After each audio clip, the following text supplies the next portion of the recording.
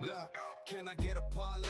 That's money in the bank, that's sports talk. That's a confetti parade. From football to hoops, we talking it all. Anything you could throw, we talking about ball. Keep it casual, oh we got jokes. And we about to take Vegas. What is up, everybody, and welcome to the Mike and D Casual Sports Show. If you're new here, hit the subscribe button right off the bat. If this isn't your first time, then welcome back. This week's episode is brought to you by the Casual Wrestling Show, which is on Mondays and Fridays. If you aren't already subscribed to that, you're missing out. This show is simple, guys. We touch on the lighter side of sports, finding humor, and we're going to do top 5 lists. That's the way we're going to work it today.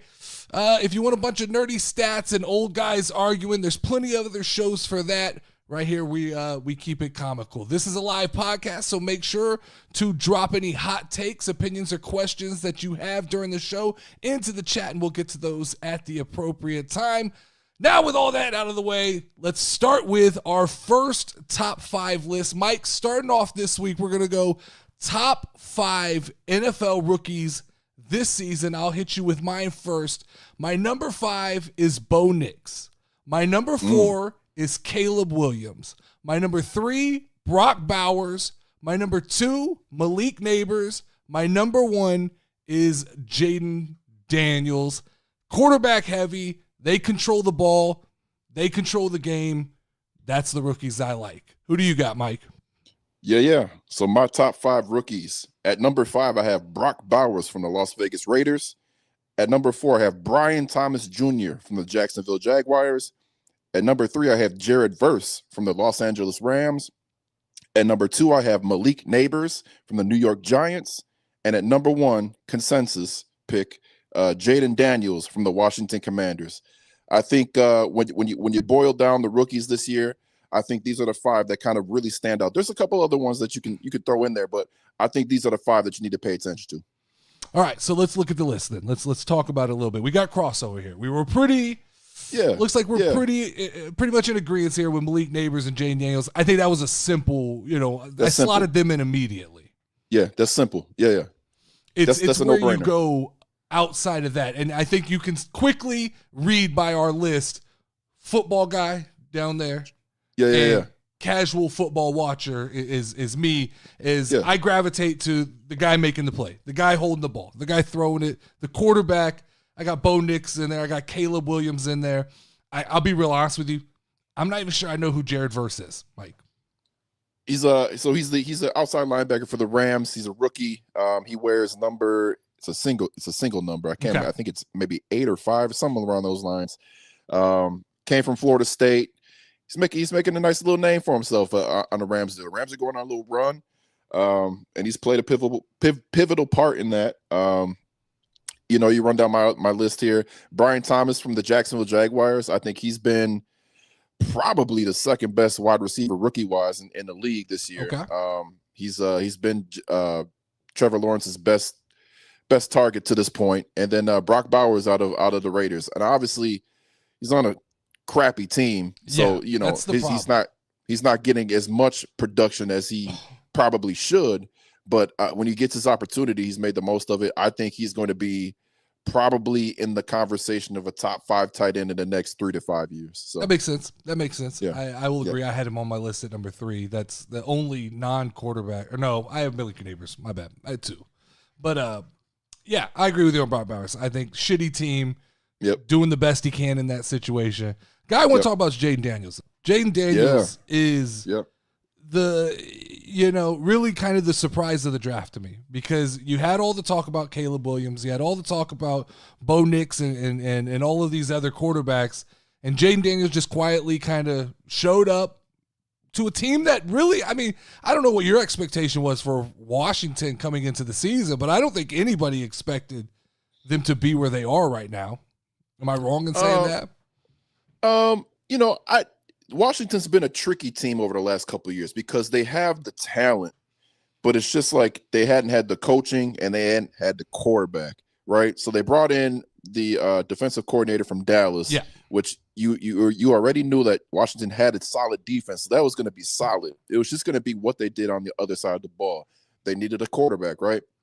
So they brought in Cliff Kingsbury, to be the OC, Yeah. which makes sense. I think, overall, I think the plan for Cliff Kingsbury was originally to go to Chicago, but they didn't want him. Interesting. They didn't want him. Pair him with Caleb Williams, and now you're kind of seeing the difference, right? Like Chicago without Cliff and having Caleb, and Washington having Cliff and having Jaden. It's starting to kind of pull away from Caleb a little bit, and there was that conversation around draft time. Hey, should he be considered for that number 1 pick? The whispers got loud for a minute. It got loud, and I think they're starting to get a little bit loud now. I think Caleb's going to have a decent career. I think he's going to be a good quarterback, but I think overall, when you got that, you're seeing it all over the league, right? Just coaching. Yeah, coaching makes a huge difference. So having that OC with Jaden is going to be huge. As long as they're together, I think they're going to be in solid hands. Is Chicago a graveyard for quarterbacks? That's the problem, right? And it's just it's like you said, coaching. It's just a carousel to me of bad coaching. Because you look at Justin Fields. He's been serviceable in the games he's played in Pittsburgh. I think he's been better than he was in Chicago, and it feels like a carousel of just I don't know what they're looking for. I don't know what a lot of teams are looking for when they bring in these rookie quarterbacks. We'll talk about the Colts real quick. You bring in these rookie quarterbacks and you expect in their first year that they're going to turn the whole organization around is insane to me. And Chicago as well is this idea that maybe if they get some coaching in there that could, kind of nourish these quarterbacks along. But I'm with you. The coaching situation for Jaden Daniels much better than for Caleb Williams. 100%. And it'll be interesting over the next couple of weeks here. I don't think the Chicago coach makes it to the end of the season. Interesting. Yeah, I don't Definitely think it does. All right, so let's hit our second list of the night here, Mike. This one's a little more fun. This will be good. Let me see. This is not changing, so here it goes. All right, this is our top 5 NBA white guys that are currently playing. I'll let you go first, Mike. Break me off with your list. Yeah. So number 5, I got Tyler Hero from the Miami Heat. At number 4, I have Chet Holmgren from the Oklahoma City Thunder. At number 3, I have Domantas Sabonis from the Sacramento Kings. At number 2, I have Luka Doncic from the Dallas Mavericks. And at number 1, I have the Joker, Nikola Jokic from the Denver Nuggets. All right, I'm going to hit you with my 5 then. At number 5, I have Austin Reeves. At number 4, I have Chet Holmgren. At number 3, Domantas Sabonis. Number 2, Nikola Jokic. And number 1, Luka Doncic. Lots of similarities here. We're very it's slim pickings from the white NBA community. I think 1 and 2 was going to be. I mean, that was just a no-brainer. Just depending on how you. Mine was literally just based off of the slow start for Denver this year. That was it. Yeah. That was literally. Okay. I think in my heart of hearts, I would. If I'm starting a team right now, I'm taking Nikola Jokic. Yeah. So I 1 and 2 completely interchangeable. It's really 1A and 1B as far as these lists go. I think we both hit on Domantas Sabonis, which I think is a pretty clear cut. You got the 2. You got Doncic and Jokic, and then that's the next level. That's the next guy of the white superstar. After that is where I think you could play around. We both put Chet Holmgren, which I think is interesting. He's the only. No, he's not the only. I was say he's the only true American on the list. But you have Tyler Hero, and I have Austin Reeves. But Chet's just kind of a freak of nature, man. Yeah. Yep. Chet's that guy. He's kind of freak athlete. He's got those intangibles. He wants to win. He's a team guy. So I like him at 4 on both the lists. And then you went Tyler Hero. I went Austin Reeves. That's really pick your poison. It's really pick your poison. Austin Reeves was right. I mean, it was him or Hero. It was going to be one of those two. I'm with you 100%. It's one guy's going to shoot the lights out. The other guy's going to get to the basket a little bit. It is what it is. But what do you think about the slow start for Denver, man? It's interesting to me how a team chemistry is so funny, right? And it's a little bit of an indictment against Russell Westbrook that everywhere he starts showing up, things start to get rocky. I don't know if I blame him as much as I just blame the style of play he has. Yeah, and I think losing KCP that hurts a little bit. Definitely. I just, it's one of those things that, and you'll see this as championship teams kind of win their chip, and now they become that veteran team, right? Where it's like slow starts, they don't really worry about it too much. Hey, we've been through this. We can go through a slow start as long as we're in the tournament at the end of the season. We're all right. We don't care about the seed so much as to just making the tournament. We could talk about my team. It is just an absolute disaster right now. I have it written down to get there. Like I had it written down to get there is I had two kind of questions about Milwaukee. And number one is the Giannis Dame experiment over? And number two, is Doc Rivers just a team killer? So as far as the Giannis Dame experiment, I think that there's just been dropped balls all over this whole situation, right? I think last year there wasn't really much of an effort made to create chemistry between those two, right? Yeah. Like, and I get it. Dame had off the court issues going on, but I think that's where Giannis had to kind of step up and console him and say, "Hey, listen, man, whatever you need, we got you. Let's focus on hoop. Let's get your mind off things." I don't think that happened. And then, last year they fired the coach. They bring in Rivers. It's just a whole mess. But then this offseason, they don't even get together to work out. Which is just mind-blowing to me. I don't get that. I think as a Milwaukee Bucks fan, I've come to terms that, we got a chip a couple of years back. Yeah. I think this has now kind of run its course. I think we are too old. I think it's time to kind of look at this thing and just admit, hey, we had fun.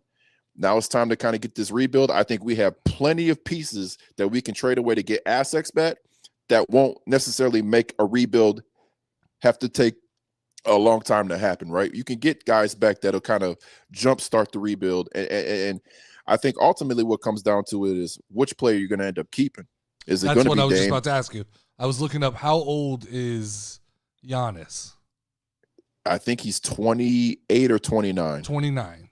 Yeah. There's still time to build around Giannis. I think you could get enough someone wants Dame. You can find a veteran team who wants Dame at this point.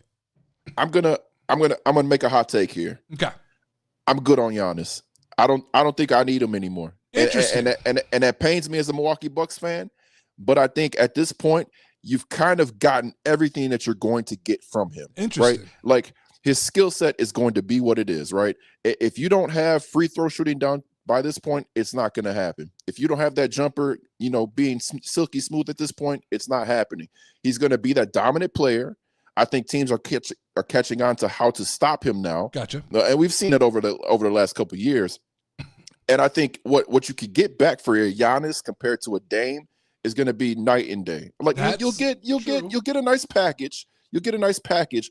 But I wouldn't be mad if, hey, we say, listen, I know you want to go win a chip. I know Dame wants to win a chip. Y'all together, it's just not going to work. It's not going to happen. We've gave it time. It's not coming together. We're gonna send you off. We're gonna get some stuff back. Hey, Dame, this is now your team. We're gonna build this around you, and we're gonna take a shot here. As far as Doc Rivers goes, I don't know, man. I wasn't a fan of the hire to begin with. I think Giannis has blood on his hands with all this. Oh yeah, definitely. I mean, he got fired Mike Budenholzer when we won a championship with him. Yeah, you fired Adrian Griffin, and he started off, I think, 30. It just some crazy great record, and he still got fired. Yeah, and now it's like Doc Rivers comes in and we haven't had anything. So I don't know, man. I've kind of let that just.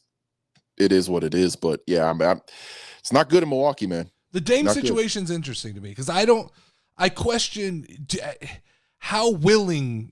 I think Giannis has showed he'll just play, right? But with Dame, the escape from Portland was that he was kind of tired of the constant conversation of rebuild, get guys around Dame. And so you talk about Milwaukee. Yeah, you can get some, you can get some capital back for Giannis, but at 34 years old, is Dame going, does that pay off 2 or 3 years from now? Am I really interested? I mean, I can see world wholesale it all then. Get rid of both of them.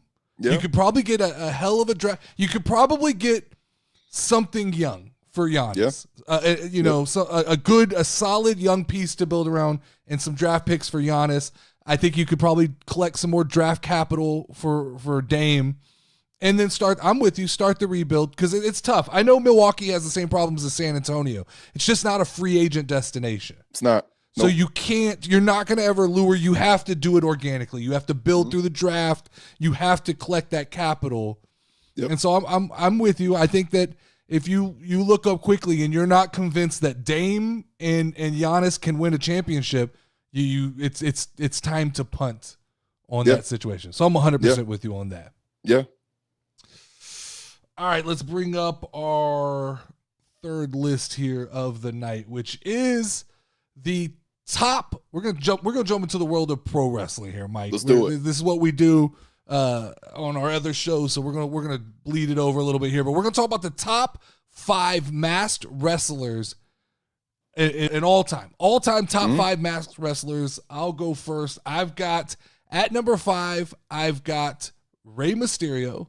At number 4, I've got Dashing Cody Rhodes. At number 3, I have Mankind. At number 2, I have Bray Wyatt. And at number 1, I have Kane. That's the way it broke down for me. What you got? Okay. I will admit my list is mainly WWE. At number 5, I have the Hurricane. Okay. At number 4, I have Vader.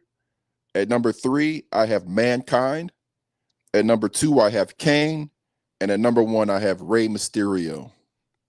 Interesting. This we got some parity here. A little bit of difference on our list. Now I saw you caught me off guard. You're a little shocked by my list dropping. I'm not a Rey Mysterio guy.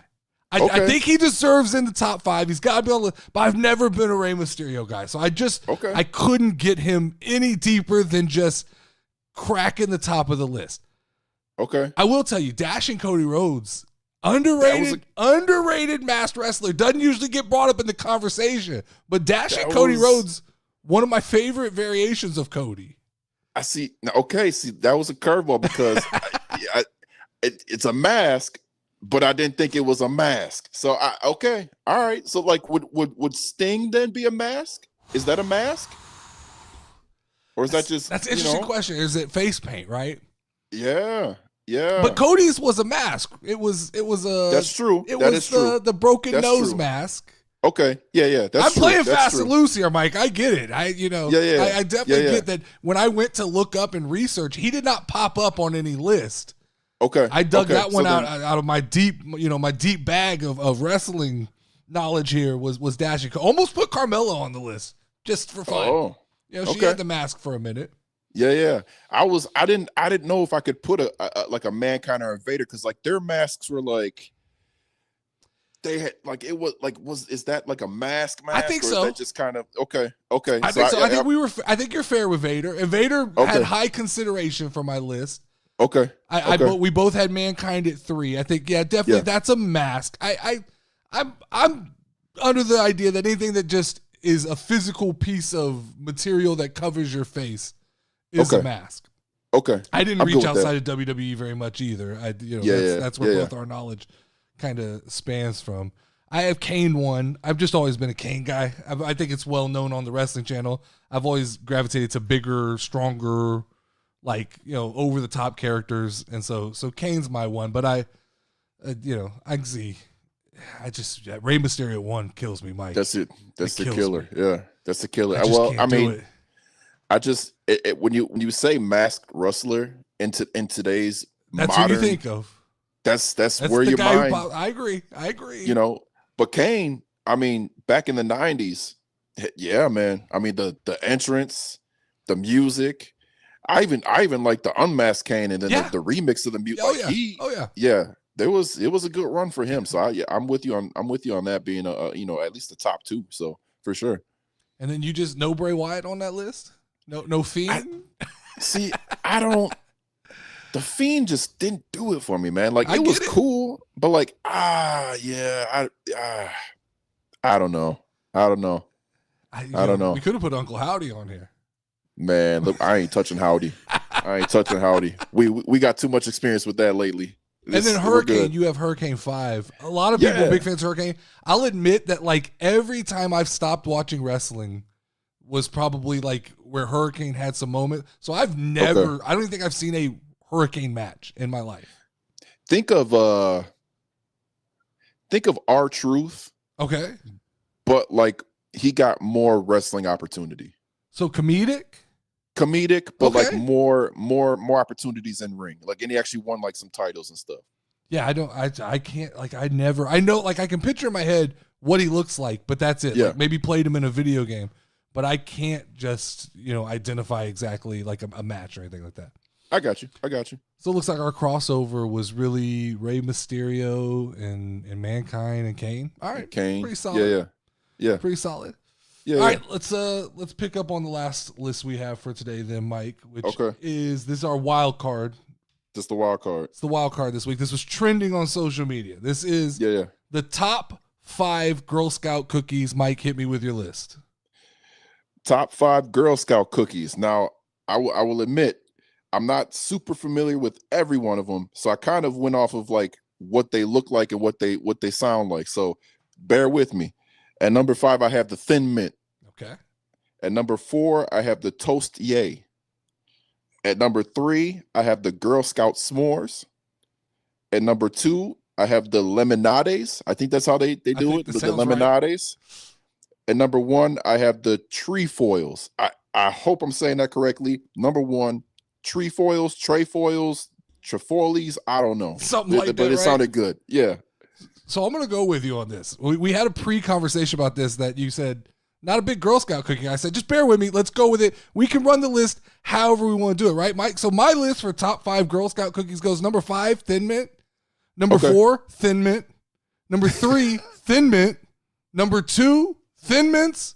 And number 1, Thin Mints, because that's the only one that tastes good. That's it. Every other one is just like dog crackers. That's it. Yeah. Girl Scout cookies, way overhyped. Yeah, I'm with you. They're bullshit. Yeah. They're crackers. They're not even cookies. You can't set, like, you go to the mall and you get one of those hot, fresh cookies from the American Cookie Company or something like that, or even Crumble or Insomnia. These are things I've learned through you guys, in Discord. Those are cookies. Yeah. These dog biscuit ass shit that these little girls are trying to sell to us are garbage. And the only thing I'll eat is a Thin Mint. That's it. Yeah, $6 for a pack of just nonsense. Yeah, a box I'm of good cookies. on that. Bullshit. Yeah. Yep. And now these Boy Scouts are out here selling fucking popcorn. Like, y'all could get it together. Get this shit together. And I'm with you. I went on the website and I looked at this same stuff you did, right? Toastier. What is a Toastier? I'm with you. Like, out of what there is, solid choice, Mike. But what the hell is it? It looks like a piece of like bread.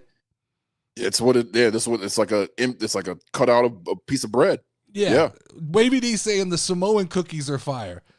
I'm telling you, like, first, I think the Samoans have the coconut, and I don't. I'm not a coconut. Yeah, I don't fuck with coconut. So, I don't do coconut. I'm not doing that. But to be honest, like, it's all relative. I think that maybe Samoans are good compared to like whatever the fuck a lemonade is. Yeah, like a lemon cracker.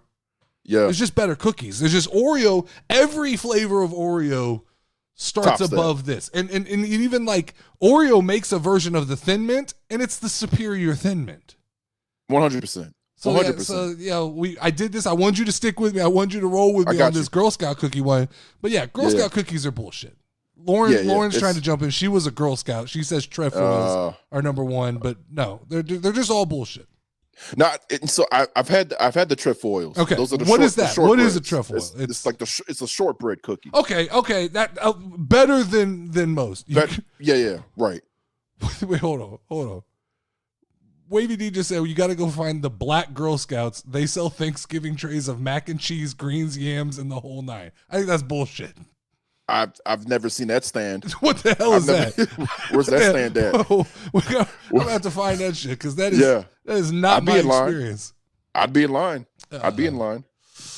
All right, Mike, let's hit our pick 6 this week. You had a unbelievable week. I believe, if I calculate correctly, you 6-0 last week. That's right. You That's nailed right. it. 6-0. You're 20-4 overall since we started this game.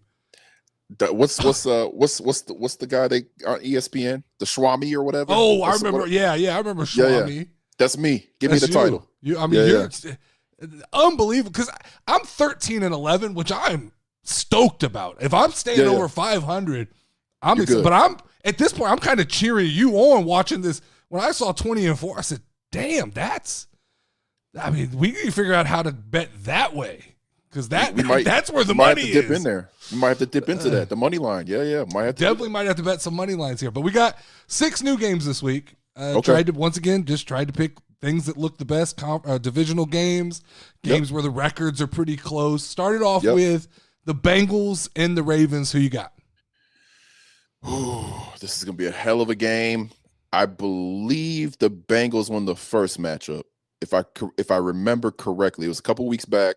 I think the Bengals squeaked one out. I'm not entirely sure, but it's a short week. I think I'm gonna go Bengals. Because I think Joe Burrow is gonna. I think he's gonna throw for another amazing amount of touchdowns again. I think. I just feel Bengals this week. I just feel Bengals. I can't argue with you, but I'm going Ravens. I'm going Derrick Henry. Going Lamar Jackson. I feel like I've got to take some safe picks. Anytime you give me something that feels safe, I gotta jump it. So I'm jumping there. We got Cowboys and Eagles. Wavy D's already already kind of patroning the Eagles here. This is easy. No Dak Prescott. Probably no CeeDee Lamb. Dallas is a mess. Eagles have been winning recently. Saquon Barkley backwards hurtling somebody. Yeah, what was that? I'm going Eagles, man. I'm with you. Eagles as well. There'll be no big change there. We got Texans and Lions. Lions are the best team in the league. I will keep rolling with them. I'm not stopping that. I've got to just stick with, I pledged my allegiance to the Texans a couple weeks ago. So just out of principle, I feel like I bet against the Lions every week. So at this point, I've just got to keep it up. I think somehow I'm subliminally becoming a Lions hater. So I'm just going to keep it up. I'm going Texans. Okay. We've got the Steelers and the Commanders. This is an interesting one. This is a very interesting because Steelers are sneaky good this year. I think Washington. I'm going to go Steelers this week. I'm going to go Steelers because I think what the pass rush of the Steelers could do to Jaden Daniels might rattle him a little bit. And I think that could be the key to the game. So I'm going to go Steelers. So I'm going the opposite way because I think the way Jaden Daniels has moved around that he can negate some of the pass rush. And I think that's when Pittsburgh's most vulnerable is when a guy, if he can figure out and get away from TJ Watt. TJ Watt. If you can get away from TJ Watt, then I think they'll be able to pick some spots. Yep. We got Miami and the Los Angeles Rams. I am going to go with the Rams on this one. I think the Rams are kind of on a heater. They won at the last second against Seattle this past week. I think that momentum carries into this week. I think they're getting their offensive guys back. I think the defense is cooking a little bit. I think Miami has a lot to figure out. I'm going Rams. I'm Rams as well. I'm with you on that. Everything you said, I double. I have no faith in the Dolphins this season. I think the magic of Mike McDaniels or whatever his name is, I think that's worn a little bit thin. I think Tua just being banged up doesn't have the same confidence. I'm with you. I think you know what I'm saying. Lastly, we've got the Jets and the Cardinals, Mike. Jets coming off a big win. I called that last week. I called that win last week. Cardinals have been sneaky good this year as well. Call of Duty had some new maps or something come out. That's my problem. Oh, might have to look at that. Might have to look at that this week, I think. I'm gonna go Jets. I'm gonna roll with this because I feel like this is probably the last kind of game in the next couple stretch of games here that they probably could get. And coming off the win, I'm gonna roll Jets. Mike Williams traded today, correct? Yeah. Yeah, Which I don't think that I'm just bringing it up for topic sake. I don't think it's a huge factor in the Jets game plan. I'm going Jets as well, by the way. I got you. I think like I said, I think last week, NFL is just more exciting if the Jets are still in it. So I'm just hoping they win. I got you. Wavy D said, with no beard, I look like John Goodman from the Flintstones movie. That's all right. I'll take it. That's actually better than I thought I looked. So John Goodman. All right. All right, then let's finish off the show here, Mike, with our prize picks this week. Yes. So we're inching along. We've made back a little bit of our losses, but we're still in the hole overall. I think what was last week, Rodgers missed by maybe like 10 yards or something. It was very close. And then the other player that we needed missed very, very slimly as well.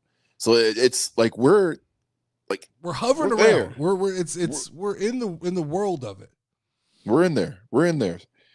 So am I doing mine first? Yeah, you go first. We got Mike's Sure Money here. This week I put $20 down on this because I'm feeling good. You said you were feeling good. You've got me excited, so I'm feeling good. So I put 20 down on this one. Yeah, I feel like these six. I mean, like when you look at it, like this. So Lamar. Now, I meant to tell you one thing happened. I think the Zay Flowers went up. I seen that. I seen that. We're still comfortable though. I'm good with that. Okay, all right, good. Then hit me with what we're doing here. So Lamar over 232.5 passing yards. He's hit that on like every game over the last 5 games. Maybe I think 4 or 5, but very close. We're going Zay Flowers over.